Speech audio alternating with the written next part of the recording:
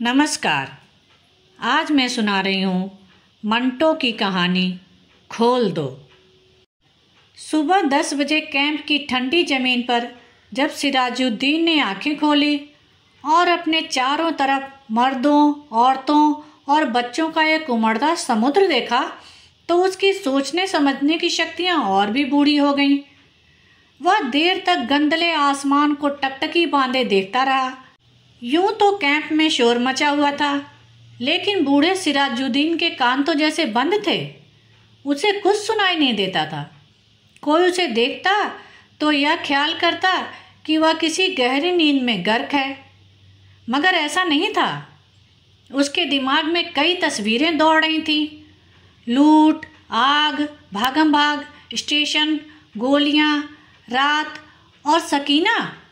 सिराजुद्दीन एकदम उठ खड़ा हुआ और पागलों की तरह उसने चारों तरफ फैले हुए इंसानों के समुद्र को खंगालना शुरू कर दिया। पूरे 3 घंटे तक वह सकीना सकीना पुकारता कैंप की खाक छानता रहा, मगर उसे अपनी जवान बेटी का कोई पता न मिला। चारों तरफ एक धांधली सी मची थी।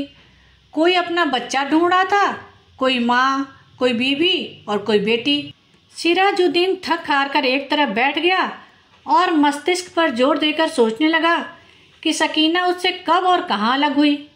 लेकिन सोचते सोचते उसका दिमाग सकीना की माँ की लाश पर जम जाता, जिसकी सारी अंतड़ियाँ बाहर निकली हुई थी। उससे आगे वह कुछ और न सोच सका। सिराजुद्दीन ने अपने थके हुए दिमाग पर बहुत जोर दिया, मगर वह किसी नतीजे पर न पहुंच सका। क्या वह सकीना को अपने साथ स्टेशन तक ले आया था? क्या वह उसके साथ ही गाड़ी में सवार हुई थी? रास्ते में जब गाड़ी रोकी गई थी और बलवाई अंदर घुस आए थे, तो क्या वह बेहोश हो गया था जो वे सकीना को उठा कर ले गए? सिराजुद्दीन के दिमाग में सवाल ही सवाल थे। जवाब कोई भी नहीं था। सिराजुद्दीन ने रोना चाहा, मगर आंखों ने उसकी मदद न की। आंसू न जाने कहाँ गायब हो गए थे। जब होश और हवास दुरुस्त हुए तो सिराजुद्दीन उन लोगों से मिला जो उसकी मदद को तैयार थे। 8 नौजवान थे जिनके पास लाठियां थीं, बंदूकें थीं। सिराजुद्दीन ने सकीना का हुलिया बताया। गोरा रंग है और बहुत खूबसूरत है। उम्र 17 वर्ष की है। आंखें बड़ी बड़ी, बाल स्याह, दाहिने गाल पर मोटा सा तिल। मेरी इकलौती लड़की है। ढूंढ लाओ, खुदा तुम्हारा भला करेगा। राजकार नौजवानों ने बड़े जज्बे के साथ बूढ़े सिराजुद्दीन को यकीन दिलाया कि अगर उसकी बेटी जिंदा हुई तो चंद ही दिनों में उसके पास होगी। 8 नौजवानों ने कोशिश की। जान हथेली पर रखकर वे अमृतसर गए। 10 रोज गुजर गए, मगर उन्हें सकीना न मिली। एक रोज लारी पर जा रहे थे कि सड़क पर उन्हें एक लड़की दिखाई दी। लारी की आवाज़ सुनकर वह बिदकी और भागना शुरू कर दिया। रजाकारों ने मोटर रोकी और सबके सब उसके पीछे भागे। एक खेत में उन्होंने लड़की को पकड़ लिया। देखा तो बहुत खूबसूरत थी। दाहिने गाल पर मोटा तिल था। एक लड़के ने उससे कहा, घबराओ नहीं, क्या तुम्हारा नाम सकीना है? लड़की का रंग और भी जर्द हो गया। उसने कोई जवाब नहीं दिया, लेकिन जब तमाम लड़कों ने उसे दम दिलासा दिया तो उसकी दहशत दूर हुई और उसने मान लिया कि वह सिराजुद्दीन की बेटी सकीना है। कई दिन गुजर गए। सिराजुद्दीन को सकीना की कोई खबर न मिली। वह दिन भर विभिन्न कैंपों और दफ्तरों के चक्कर काटता। रात को वह बहुत देर तक उन रजाकार नौजवानों की कामयाबी के लिए दुआएं मांगता, जिन्होंने उसे यकीन दिलाया था कि सकीना जिंदा हुई तो उसे ढूंढ निकालेंगे। एक दिन सिराजुद्दीन ने कैंप में उन रजाकारों को देखा। लारी में बैठे थे। सिराजुद्दीन भागा भागा उनके पास गया। लारी चलने ही वाली थी। उसने पूछा, बेटा, मेरी सकीना का पता चला?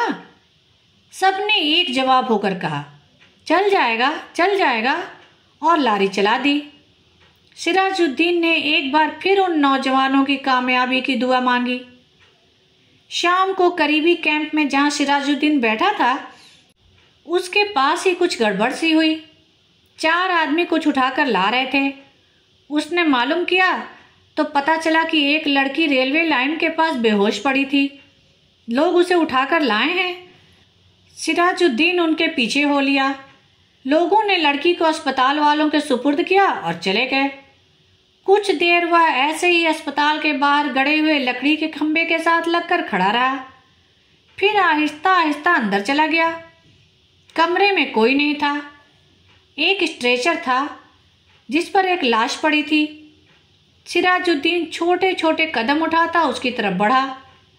कमरे में अचानक रोशनी हुई।